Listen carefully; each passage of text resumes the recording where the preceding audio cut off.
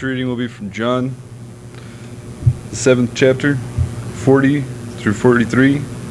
John 7, 40 through 43.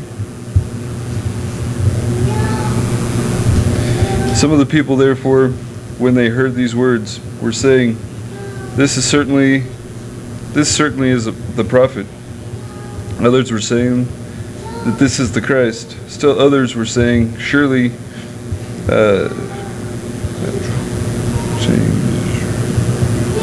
the Christ is not going to come from Galilee, is he? Has not Scripture said that the Christ comes from Bethlehem, comes from the descendant of David, and from Bethlehem, the village where David was? So a division occurred in the crowd because of him.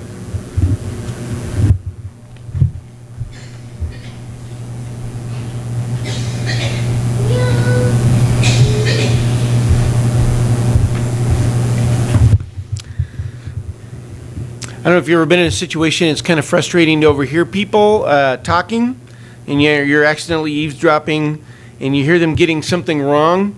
I don't know if you've ever been in a situation. I remember specifically one time in a coffee shop, and I heard people talking, and I just happened to overhear them, and they were kind of getting it wrong, and I was dying to speak up and tell them, say, no, actually, this is the case, and it would have helped the whole situation, but it would have felt pretty, I don't know, arrogant to just kind of step in and interrupt them. That's kind of how I feel every time I read John 7. And I'll explain why. We'll go with a little bit of background. We'll start near the beginning of the chapter, and I'll explain why. And I think you'll feel the same way when you see what's going on here. If you were back there then, you could have stepped into the situation and cleared up so many things so easily. What's going on is Jesus is actually avoiding Jerusalem right now because some people are trying to kill him. He knows that they're after him. They're already out to kill him. I don't know if it's easy to forget some certain things that what happened at the cross. There were earlier attempts on his life, and that had to be pretty terrifying to know that people are seriously out to end your life. So he's staying up in Galilee. That's kind of his hometown area where Nazareth is, and he's staying up there and avoiding Jerusalem for a little bit. There were multiple attempts on Jesus' life, and this is one of them.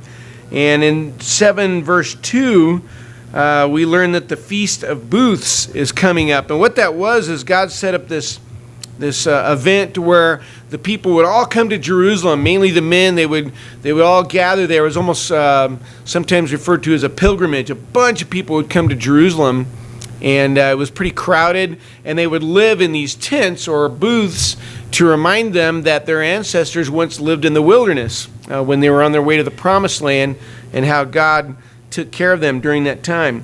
And that happened for 1 week, so it would be like camping outside for 1 week in Jerusalem. Something else that's easy to forget, I don't know, you'll notice it right away here in the next few verses. Jesus had physical brothers and sisters, but he grew up and had siblings. And they're about to head out to Jerusalem for the feast. They're going to Jerusalem for the Feast of Booths. But notice in chapter 7, verse 3, read this with me, and I think you'll notice something here that's kind of sad. It says, Therefore his brothers said to him, Leave here and go into Judea so that your disciples also may see your works, which you are doing. For no one does anything in secret when he himself seeks to be known publicly. If you do these things, show yourself to the world. Now, at first, it sounds like genuine encouragement from his brothers, saying, Jesus, you should go to Jerusalem too, and, show who you are. But it's sarcasm. You'll notice in verse 5, for not even his brothers were believing in him. So it's not moral support at all. Here he is back at home, and his own family is kind of undermining his plans and what he's here for. He tells them, I'm not going just yet. This is verse 6. Chapter 7, verse 6 says, So Jesus said to them, My time is not yet here, but your time is always opportune. The world cannot hate you, but it hates me, because I testify of it, that its deeds are evil. Go up to the feast yourselves. I do not go up to this feast because my time has not yet fully come. So he's basically saying, okay, you go to Jerusalem. I'm not going. You going and me going are two different things. People aren't trying to kill you, so that's a big difference. He says, I teach the truth about the world, and the world doesn't like it. He says, you, on the other hand, you fit right in. That's what he's telling his brothers. So his brothers go, he stays behind at first. And we're getting close to the situation. Here's John 7, verse 8. Having said these things to them, he stayed in Galilee. But when his brothers had gone up to the feast, then he himself also went up, but not publicly, but as if in secret. So he very discreetly goes into Jerusalem. Keep in mind, it's because there are people trying to kill him.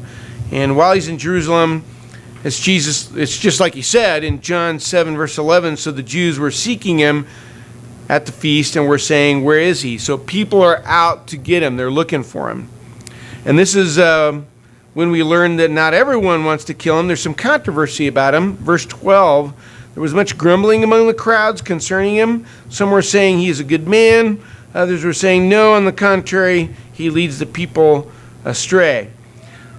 But all this is kind of under their breath, or at least said pretty discreetly. Look at verse 13. Yet no one was speaking openly of him for fear of the Jews. Everybody kind of knows that the Jews are against him. So in the middle of all this, Jesus arrives, and he goes to the temple. And at that point, he's not laying low anymore. He starts teaching. So he very discreetly kind of slips through the crowd, through Jerusalem, to the temple, and he starts teaching.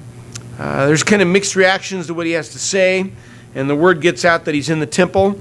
John 7, verse 25.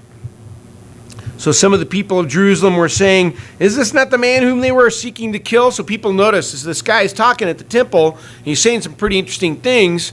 Some of it kind of rubs people the wrong way. Some people like it. They say, that's that guy that the Jews are trying to kill. And some of the people, though, are starting to wonder, maybe this is the Messiah. Verse 31, but many of the crowd believed in him. And they were saying, when the Christ comes, he will not perform more signs than those which this man has, will he? I mean, what else can this guy do to prove that he is the Messiah? It's got to be him. That's what's running through people's minds. Otherwise, he wouldn't be able to do all these things. Verse 32, this is John 7:32. The Pharisees send men to try to capture him. But Jesus is able to speak.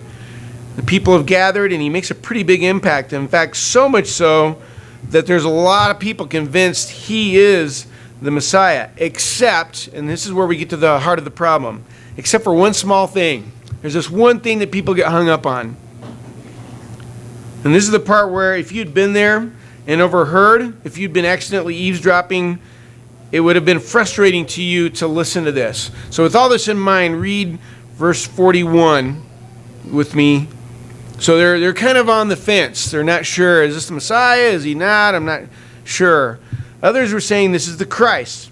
Still others were saying surely the Christ is not going to come from Galilee, is he? Has not the scripture said that the Christ comes from the descendants of David and from Bethlehem, the village where David was? So division occurred in the crowd because of him. So basically two groups are forming. There's the people who say he is the Messiah, and another group says he's not. The first group says, this has got to be him. He's got to be the real thing. The second group says, no, because the scripture says the Messiah will come from Bethlehem. This guy's from Galilee. And if you're hearing this and you were there, you'd be like, you raise your hand and say, I think I can clear this up, because you probably already know you'd have been able to step in and clear up this whole misunderstanding. Jesus was currently from Galilee. He grew up in Nazareth. Now, some of you can identify with this. You are currently from Denver, but you were born somewhere else. Sometimes that's two different questions. Say, where are you from? And sometimes it depends on the person that's talking to you. You say, well, you mean where I'm from or where I was born? Because they're two different things. Jesus was born in Bethlehem. Everybody knows that. But he grew up in Nazareth, which was in Galilee. And this is what they're getting hung up on, because they just assume he's from Galilee. Such an easy fix, this situation. All they had to do was something very simple. Go up to Jesus and say, where were you born? Bethlehem. Okay. And it would have been over. That would have been it.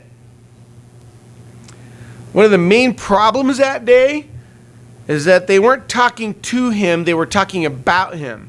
That's why this problem continues, is there's this distance between them and him.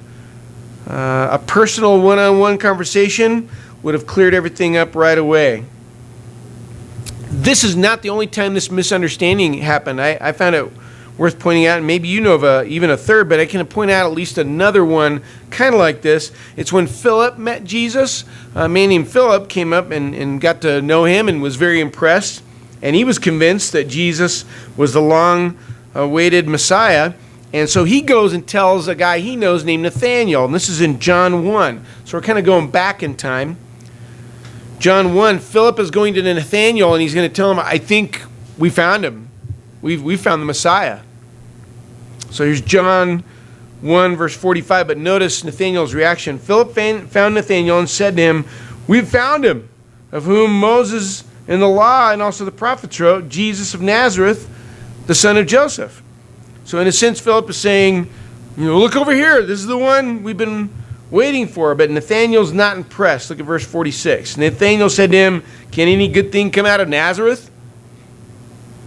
Just like the people at the Feast of Booths, they didn't know the truth. He didn't know the truth about Jesus. And in this case, it's because he's underwhelmed about Nazareth. It's not that Nazareth was a bad place. It was just a neutral, nothing place.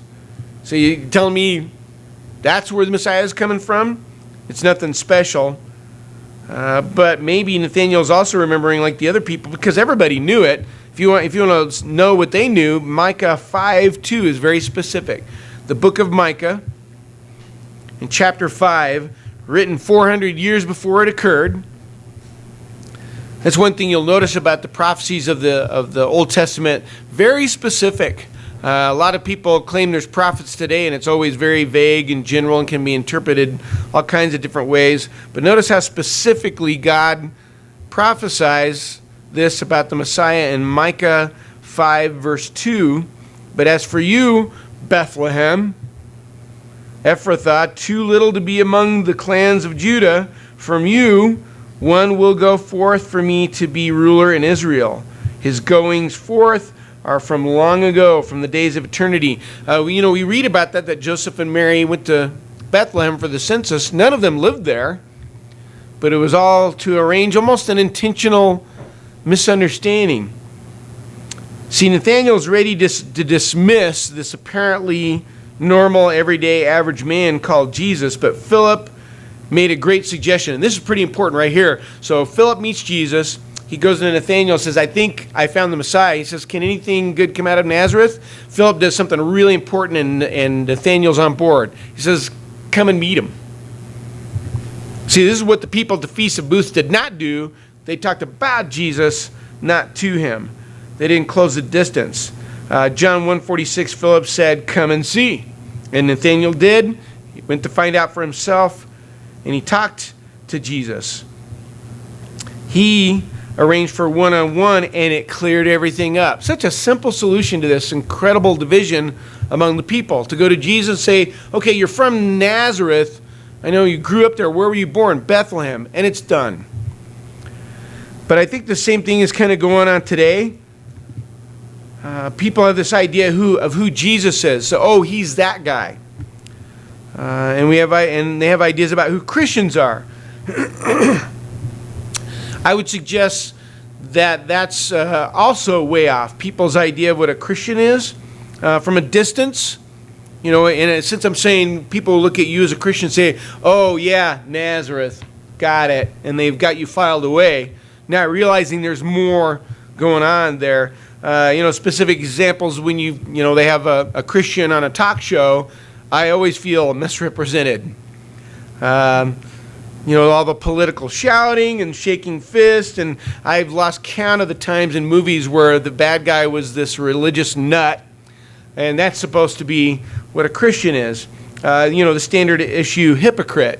And it's the world's rendition of who a Christian is. And it's kind of like with Jesus, we say, oh yeah, Nazareth, yeah, and then it's very quickly dismissed. And the world many times does not think much of a Christian. A lot of Christians are fake. They have an agenda, when they smile and shake your hand, you say, you're just, trying to evangelize and things like that, and the religious jargon that people use, and there's this distance where people have this certain idea of what a Christian's about. The world's concept of a real Christian is not that good. the playtime Christian, where it's just kind of a vague thing, that's okay. But at its worst, a Christian is considered intolerant and antagonistic. At his best, pleasantly irrelevant. And that's part of the problem, is there's a lot of groups calling themselves Christian, a lot of people making religious noise. Matthew 7 kind of addresses this idea. Matthew 7:21, God is addressing those that all of us could easily fall into, of just being religious noise. Matthew 7:21, not everyone who says to me, Lord, Lord, will enter the kingdom of heaven, but he who does the will of my Father who is in heaven will enter. Many will say to me on that day, Lord, Lord, did we not prophesy in your name, and in your name cast out demons, and in your name perform many miracles? And then I will declare to them, I never knew you. Depart from me, you who practice lawlessness. There's a lot of this going on in the world, and the world kind of tends to group us together. Sometimes I wish I had that opportunity with people to say, I'm not with them. I'm not them. I'm different. Don't group me with that stuff. I'm not from Nazareth. I grew up here. I'm from Bethlehem, like my Savior, in a sense. That's kind of what we're saying. There's a misunderstanding here. And a lot of times you're not going to get that opportunity to have that one-on-one conversation and clear it up. People hear Christians talk like everyone else. This is a big one here, James 1:26. People say, oh yeah, they're Christians, but they use crude language and foul language just like everybody else. James 1:26 says, if anyone thinks himself to be religious and yet does not bridle his tongue, but deceives his own heart, this man's religion is worthless. We get grouped in with that kind of hypocrisy. And again, I would say, I'm not like that. People see if I have a Bible, I almost wish I could have a moment to say, I'm not that flake on TV. I'm not the ones that are just playing around. I'm not perfect, but I'm really doing this for real. It's no wonder when people glance our way, they often don't see much of value. It's like the people at the Feast of Booths, or maybe Nathaniel. They draw unfair conclusions. Well, that guy, he's from Galilee, Nazareth, done. Because of the general noise called Christianity, even the real thing can get drowned out. And even I suspect this, sometimes even people begin to realize the emptiness of life without God. They don't feel like they can do what we're doing this morning to actually become church goers, because it feels like a desperation move. Say, oh, I don't necessarily want to be in that company, what they think it's going to be. And it's just like the many who kind of glanced at Jesus. They're not that impressed.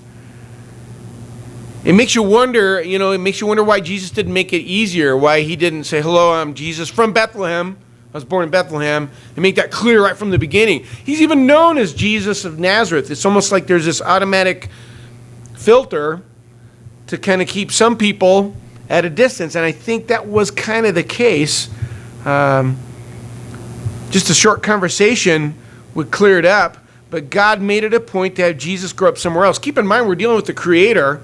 It was no mistake for him to be born in Bethlehem, where he wasn't from. God intentionally said, okay, he's going to be born here, but people are going to know he's from here. It's going to take a little extra effort to find out the truth about him. The origin of Jesus was sort of hidden, tucked behind small talk. Anyone who was not really searching for answers, anyone who was not willing to take the time to ask questions to discover the truth, they would not find Jesus. In order to find him, you had to get past the casual introductions. You had to stick around. You'll notice that in the parables. The purpose of the parables was to do that, to find out who was really looking. The parable of the soils, for example, you say some fell in the thorns, some fell in the hardened ground and things like that. Did you know most of the people didn't hear the whole lesson? All they heard was the first part. Most of them didn't stick around for part 2. Here's Matthew 13.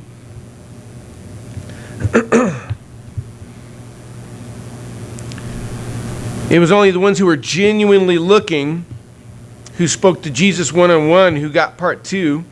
They were called the disciples. Matthew 13:10. And the disciples came and said to him, "Why do you speak to them in parables?" Jesus answered them. He doesn't say to make it easier to use everyday object lessons, make it smoother and just, bite-sized pieces of truth. This is what he says. To you it has been granted to know the mysteries of the kingdom of heaven, but to them it has not been granted. Look at verse 13. Therefore I speak to them in parables, because while seeing, they do not see. And while hearing, they do not hear, nor do they understand. It was to filter out the ones who were really looking, to separate the men from the boys, so to speak. It's important to know that the rest of the crowd had already left by then. That day, the majority of the people, all they heard was a cute analogy about farming. They didn't hear the rest of it. That's all they got. Oh, he's from Nazareth. Done. And they walked away. In order to fully understand who Jesus was, it required taking a closer look. At first glance, you only saw this man from Nazareth or Galilee talking about soil. But when he started talking to you, that's when you learned you were dealing with Jesus from Bethlehem. But there's one thing that made Jesus stand out in particular that I'd like to draw attention to that will be of use to us. It was something that made him distinct, even in the midst of the religious hubbub of that time. Surrounded by the world and surrounded by the religious, he stood out because he had the truth. If you look at Mark 2,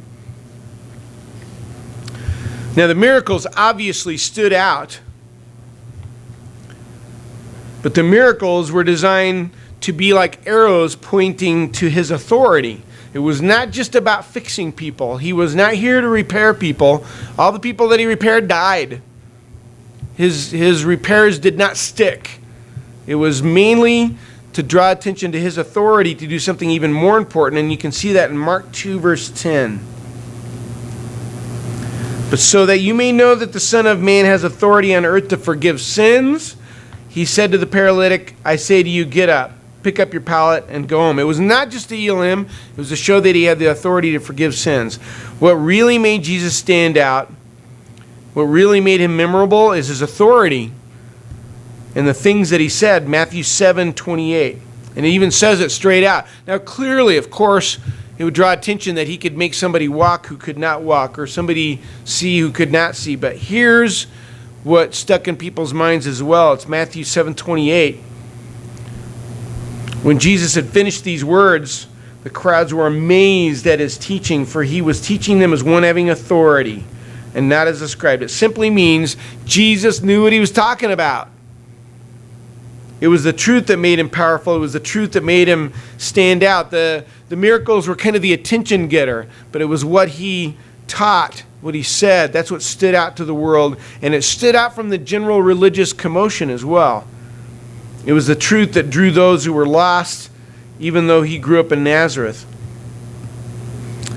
In a sense, I would argue that we kind of fight the same stigma. You say, I'm a Christian. And people in their mind say, oh, Nazareth. You get the idea. Say, no, I'm not that. And maybe get a chance to get their attention and say, no, it's the real deal. I'm like Jesus. I'm from the source. I wasn't born into this religious nonsense that sometimes happens. And it's hard to stand out. There's assumptions and expectations, because of the things people see on TV and things like that. This other brand of Christianity can be very, very misleading. It's kind of like saying, I'm from here. Yeah, I guess you could say I'm religious, but I was born here. I'm a Christian. For real. I'm the real thing. But in order to be the light in the world, you not only have to fight the darkness of the world, you have to fight the darkness of religion, unfortunately. There are people who are genuinely searching for God, and God has promised. Jeremiah 29:13, it was one of the many places he's promised, you will seek me and find me when you search for me with all your heart. And these are the people who will give Christianity more than just a passing glance. There are people who stick around and find out what it all means. And that's why it's vital that a true Christian knows the Bible. Just like Jesus, you can stand out. You cannot make blind people see again. You cannot make people who can't walk again. But you know what you can do? You can know what you're talking about. And that's what made Jesus stand out. There'll be many times when all of us will have to say, I don't know. But we are students of the Bible, and we find out the answers. It's the one thing that can make you stand out from the ones who are making things difficult, I guess is the best way you could put it. There's a lot of people out there who can only see as far as Nazareth. And a lot of people look at that and say, are you kidding? What good could come out of that? Like Philip, or like Nathaniel thought. When Nathaniel had doubts, though, Philip said, come and see. And there might be people who will come with you here. They might be able to see how devoted we are to the Bible. But first, they have to see Jesus in you. Not the pop, trendy, distorted version of Jesus. Not Jesus of Hollywood. Not Jesus of denominationalism. Not Jesus of politics. But Jesus of Bethlehem. You can help them see that the Jesus of Nazareth is the one from Bethlehem. And it's easy to just criticize and say people just don't know the real Jesus. But I want to encourage all of us to make sure we all know him. This is something we all probably need to consider. It's very possible that we have all underestimated him and think, oh yeah, I know him. But it's very possible we think we know Jesus, but our connection with him could be pretty shallow based on very little information. So as we close, I want to make sure the only real solution here is to make sure that your relationship with him is one-on-one. It's easy to come here and talk about him. It's so important to have your own personal one-on-one relationship with God. If you're a Christian, I want to make sure that, all of us make sure today that you're right with him. But if you're not a Christian, Jesus is probably not the one who you think he is. He's probably a lot more than who you think he is. And being a Christian is probably more than you think it will be. Being baptized into his death will be much more than you think it will be. And we encourage you to do that if you're ready to make that decision. Whatever your situation might be, I want to encourage all of us to make sure we know who the real Messiah is. Listen, let's stand and encourage each other with this song.